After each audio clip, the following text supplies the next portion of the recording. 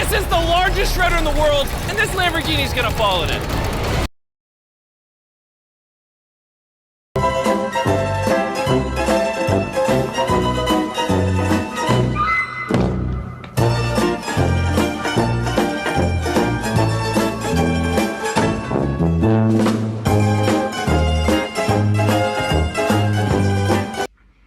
So the upcoming assignment is titled Presenting and Evaluating Three Sources for a Non-Academic Audience. Again, I apologize for the title. English department came up with the title. I did not come up with the title for the assignment. I'm going to call it the evaluation assignment or the three sources assignment as a way of shortening that title. Basically, you're going to select three sources from your annotated bibliography and you're going to explain them. The goal of this is to pretend like you're writing to an audience other than me. Someone who may not be familiar with the topic that you're writing about, or which actually is probably like me, or someone outside of the university who may not have an innate interest in what you're talking about, but who you're attempting to persuade to care about this topic. Now, I want to emphasize that the main difference between this assignment and your research paper, well, one of the main differences, is the purpose. So for your research paper, what's going to be due in November, you have to have a thesis statement, meaning you're making an argument based on your research. Whether that's Utah Lake is super polluted and here's X, Y, Z things we need to do about it, or whether that's that so-and-so should be inducted into the NBA Hall of Fame. Again, in your final research paper, the one that's due in November, you're going to be making an argument, and that involves a thesis statement. This assignment, which again is called Presenting and Evaluating Three Sources for a Non-Academic Audience, again, what I'm calling the evaluation, there is no thesis statement in this assignment. You're just summarizing three sources, but the purpose, again, of this assignment is not to make an argument. You're summarizing and you're describing. You're not using these sources to attempt to build a larger point or convey a certain message. You're just trying to explain what these sources are about. Logistically, the assignment needs to be about 4 to 6 pages, double spaced. So like, think about a page or a page and a half per source. And it's going to have the in-text citations, and you're going to have 3 of the citations at the end of the paper. I'll talk about what this means, or what this looks like specifically in just a minute. But again, about 4 to 6 pages double spaced. So again, imagine like a page or a page and a half of description per source with quotes and in-text citations and all that good stuff. And then you're also going to have something called an audience justification statement. Students tend to get very, very confused about what this means. So again, in addition to, let's say, 3 to 4 pages of description of the 3 sources, you're going to have a section where you say why you wrote this paper the way that you did. Whatever your audience is, they have to be outside of the university. Now, I understand that this is confusing because we both know that I am the one who's actually going to be reading and grading this paper. So students often say, well, you are the audience. So why do I have to pretend that you're not the audience? It's like, well, okay. It's supposed to be an exercise in how you would present this if you were going to explain your research to your mom or your grandma or someone at the senior center or someone that you work with or your boss who hates you, or, you know, if you had to explain your research to someone who is not being paid to grade you, how would you attempt to interest them and engage them? Would you change any of the language that you use? How do you make it accessible? How do you compare it to something that they already are interested in? So for example, if you're explaining particle physics to me, I'm not going to understand it unless you compare it to the Kardashians. If you say, okay, light moves like a particle, except when it moves like a wave, just like Khloe Kardashian is a Kardashian, but she might also be O.J. Simpson's daughter, depending on the context in which you're talking about her. I'm like, oh, okay, I understand that, right? So in addition to the 3 pages, 4 pages of description of your 3 sources, whichever ones you pick, I want you to have a nice big fat paragraph, again, we're calling this an audience justification statement, in which you explain how you wrote, what word choices you used, what sort of specialized language you had to jettison or replace, what sort of comparisons or illustrations you used to appeal to whoever this is that you're writing to. And again, you're supposed to be pretending to write to someone that is not me. Which again is confusing, I know, because I am in fact the one reading and being paid to grade this. But pretend like it's an exercise in audience, right? So pretend that you have to explain this to someone who is not me. Like your mom or your grandma or your friend or whoever, right?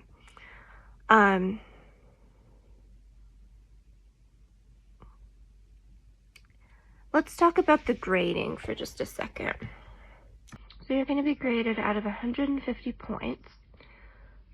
And the rubric that I'm going to use is going to focus on 1, do you have that audience justification statement, otherwise known as the big fat paragraph, in which you explain who you're pretending to write this to that is not me, your mom, your grandma, your best friend, whoever. Do you have that? And do you explain how you attempted to write in such a way to appeal to them? Additionally, I'm going to grade you on, do you describe 3 sources from your annotated bibliography? I know there are some of you that are wanting to write on sources that you didn't have in your annotated bib, like you've researched more since you turned that in. Which is possible, but I'm imagining for most of you, it'll be easiest to just pick 3 sources that you've already written about in the annotated bib. And I would like you preferably to pick 3 sources that are diverse, meaning maybe you have one source that's a popular source, but not all of the 3 sources are going to be a popular source. Or maybe you have one source that's a scholarly source, but not all of the sources are going to be a scholarly source. My hair is distracting me. Oh no. Oh! I ran out of hairspray. It's okay. Or maybe you have one source that is explaining X concept. So the other source, you're like, okay, this source already covered this aspect of the topic. So I'm going to pick a source that covers a different aspect of the topic. You want, again, a diversity of sources. So again, are all 3 of the sources you pick for this assignment going to be popular? Probably not. Are all 3 of the sources going to be scholarly? Probably not. Are all 3 of the sources going to approach the topic in exactly the same way? No. Again, variety, preferably. I would like 3 different authors for each of these sources. I understand that some of you are relying on a source or talking about a topic that one person has written extensively about. So you're quoting the same person across multiple sources. That's fine. But for this specific assignment, I want 3 different sources by 3 different authors. Okay? Unless they're approaching the topic in radically different ways in each source, in which case I guess that would be fine. I also want the paper, again, to be describing and summarizing each of the sources. Again, with in-text citations and quotations / paraphrases. Remember, the quotations is when you're borrowing language exactly as it appears from the source. And the paraphrase is when you're kind of adjusting the language, but you're still sticking with basically the same ideas as in the source. I would like there to be a blend of paraphrasing and direct quotations, again, with those in-text citations. We'll talk about what this means just in a second. Obviously, I would like the formatting and grammar to be correct. Some of you guys need to work on this. And I would like for each source to be cited at the end. So I want you to take the citations of the 3 sources from your annotated bib. I want you to copy them and put them at the end. This is good practice whenever you're referencing an external source In an academic paper, you need to have a citations page at the end. So that's what I want. Okay, I want to look at an example.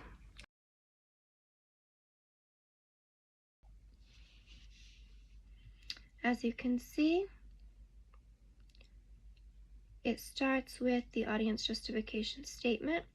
It's explaining who they're writing this to. Again, you're supposed to be pretending that someone other than me is reading this as an exercise in audience. So the student says that they are pretending to write them to customers of a certain record store, particularly listeners of vinyl.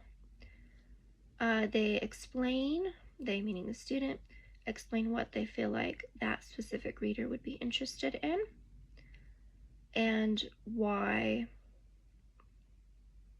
that specific reader may or may not be interested in their topic. So if they're writing about streaming services in this paper, they acknowledge that customers at a vinyl record shop may not like streaming services, but they may have sort of a tangential interest. So they said that they tried to recreate a conversational feeling. They explain what sort of word choice they used to accomplish that. And then they explain the problems that they encountered when writing to this audience. And then they explain how they tried to appeal. They said that they tried to appeal logically by presenting multiple perspectives.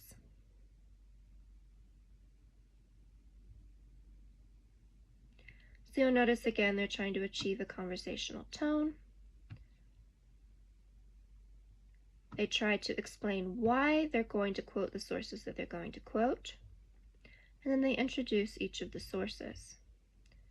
Got this introduction of a source here. Again, very similar to what you do in your annotation.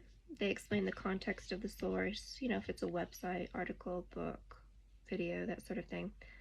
Where they found it, who wrote it, who created the source, and then what the basic argument is. You'll notice here, this is an in-text citation. This looks like it's MLA style. So if you were doing an APA in-text citation, obviously it would look different. But you'll notice that they have this in-text citation right here because they've got a direct quotation. And you can see the quotation marks right here and right here, indicating where they're borrowing directly from the language in the source. I want to emphasize, even when you're paraphrasing, meaning it's not a direct quotation, you don't have these quotation marks, you're just borrowing the idea, I would still like an in-text citation. And I want to emphasize, this is an MLA style. If you're doing APA or Chicago, obviously it'll look different. So you'll notice that they have some more direct quotations. And you'll also notice that they take time to introduce each of the three sources. You'll notice that they do use personal pronouns like me and I, because again, they said that they're trying to recreate that conversational tone. Is that something that you have to do? Not necessarily. It's about, again, appealing to your audience. So if your audience is your grandma, then it would probably feel weird not to have I and me in this style of explanation. Again, if you're pretending that you're writing to her. If you're writing to a different audience, or pretending to write to a different audience, then maybe that feels too informal and you want to do something else. It's up to you. Can you pretend to present this to a celebrity? Sure. If you want to write this like you're presenting it to Dolly Parton and include references to her musical oeuvre, you can do that. If you want to pretend that you are presenting this to the United Nations, you can. Can you pretend that you are writing this to the Mutant Ninja Turtles? Wait, Teenage Mutant Ninja Turtles. Yes, you can, but I would like you to specify which one, because whether you're writing this to Raphael or Leonardo could drastically affect the tone that you choose to go with. Or at least so I'm told. I'm not a fan of them, but my nephew is, and he says that they all have different personalities. So that would obviously be a factor. Can you include illustrations, graphs, pictures, etc.? Yes, if it's relevant. So if you are presenting this to your 5-year-old nephew, and he is a fan of the Teenage Mutant Ninja Turtles, you might want to include or again, I want to emphasize, obviously I'm the one who's actually going to be grading this paper, but you're pretending that you're writing it to someone other than me, right?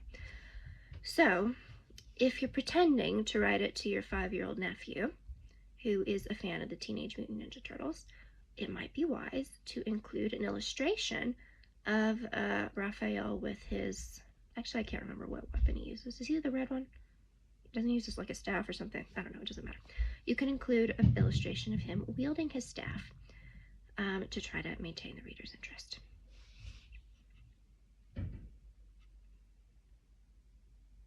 Again, you're going to be summarizing and describing the 3 sources, and I do want you to have a works cited or a references at the end.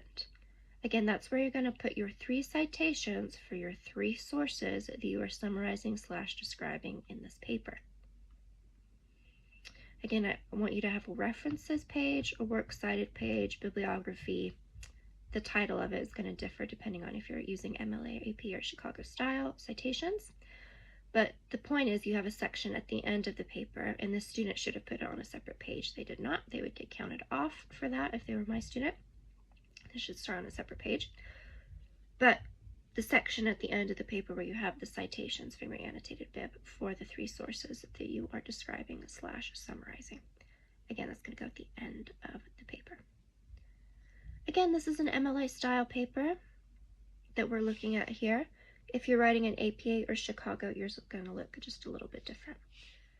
If you have questions about the audience justification statement, just remember, again, that section is going to be like a big fat paragraph or maybe a page where you describe who you're pretending to write this to. Your 5-year-old nephew, your grandma, the boss who hates you, whatever, or Dolly Parton, who cares? And then how you are attempting to alter your manner of writing to appeal to said person.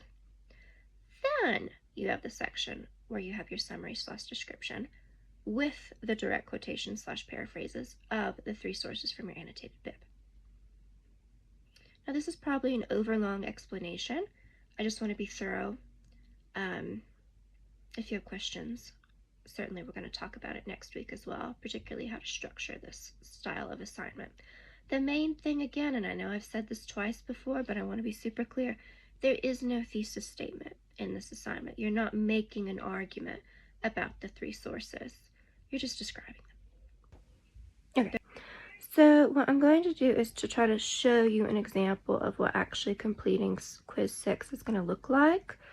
Again, it's supposed to get you started on this evaluation assignment.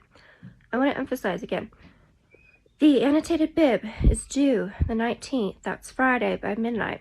The evaluation is this next assignment that we're starting work on.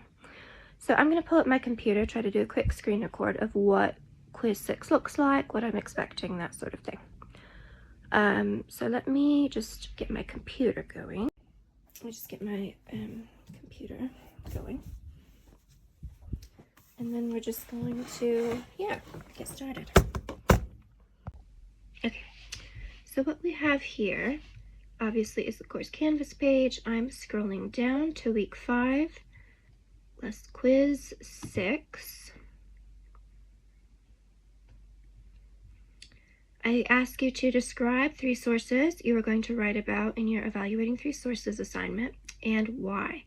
Now the why is the crucial part because I want to know why each of these 3 sources contributes to diversity. I don't mean diversity in the usual way. I mean how each are distinguishable or contribute a unique aspect to the topic that you're writing about.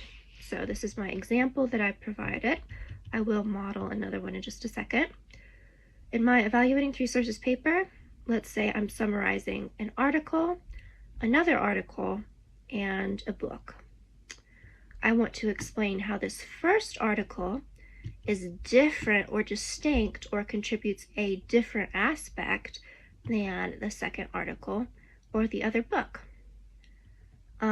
Maybe one is a popular source and another is a scholarly source. Whatever the distinction between them may be, I want you to clarify how they're different or how they approach the topic in a different way than the other sources. So in my particular example, let's say, I'm just going to model down here what it might look like. Let's say I'm researching Mormon fashion, because it's not the oxymoron that everyone thinks it is. I could say my first source is the 1872 Deseret News newspaper article,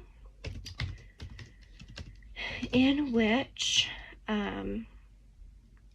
clothing and merchandise is listed.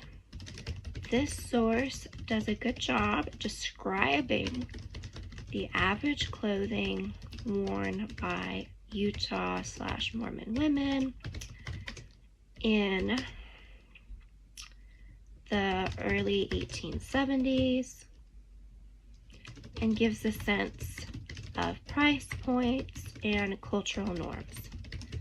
The Deseret News was the leading newspaper in the area at the time, so it's a valuable gauge for popular trends among women. I might say my second source is another article, but this one is in the Exponent, which was a magazine authored by and for women, and this one is from 1915. I wanted to select two sources from different time periods. Again, here I'm just describing what makes the sources similar and what makes them different.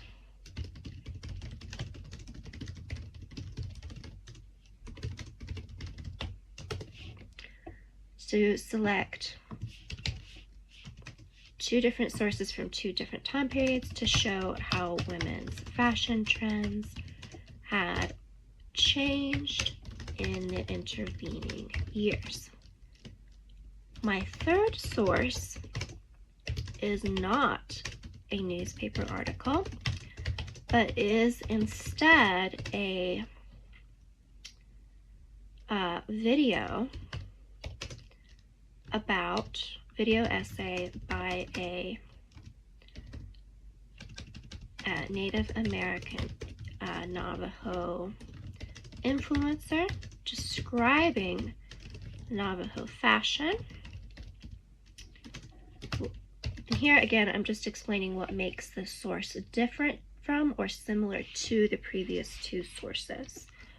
While this source is not from the time period, it does a good job summarizing what Navajo women from Utah may have been wearing during the late 1800s and early 1900s, and how this influenced other Americans' fashion choices, or something like that. Again, the main goal is that you describe which of your three sources from your annotated bib you're going to be describing in your evaluation, and you explain what makes these sources similar to each other and different from each other. Again, the goal here is to have a diverse, you want a diversity of perspectives on your topic. So I'm not going to have all three sources be newspaper articles. I want one of them to be different. I'm not going to have all my articles be from the exact same source. The Deseret News is a good source in a lot of ways, but it's also very Mormon.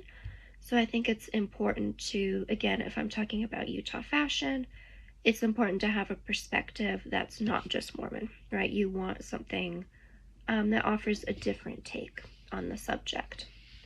Not that the Mormon perspective on fashion isn't important to this topic, but it's definitely not the only perspective, right? You want to talk about Native American influence, particularly how there was borrowing, right, between different fashion trends from Native Americans and Mormon women and vice versa, right? And you will also want to talk about different types of publications. So the Exponent was also Mormon, but it was written by Mormon women for Mormon women. and it had a slightly different like tone and audience from Deseret News, so I think it might be good to have that as well. So again, whatever your research topic is, I'd like you to pick 3 sources that are, again, just talking about the source in a different way. Now, if you want to be really extra, you could talk about why you think this is going to appeal to your audience. So, let's say my audience that I'm pretending to write to is my sister, right? So if I say, my evaluation will be written with my sister in mind, and she is familiar with modern Mormon / Utah fashion, but not period like late Victorian Mormon fashion. So I'm going to try to find comparisons between trends in the Victorian era and modern Mormon fashion trends. Or something like that. Again, quiz 6, main point, 3 sources from your annotated bib, what they're called, sort of a little bit of context about them, and then this why. What makes them similar to each other, what makes them different from each other, how are they going to be approaching the topic in slightly different ways. Okay, hopefully that makes sense. If it does not, you should email me. You should ask. Again, we will be talking about this, not quiz 6, but the evaluation assignment overall next week in class, specifically how I want you to structure this. And we're going to be working on some quotation integration as well, because some of you need to work on that. Okay, I'm going to link a grammar video at the end of this one to review some of the points that we talked about Wednesday. So yeah, please take a look at that one as well. Bye.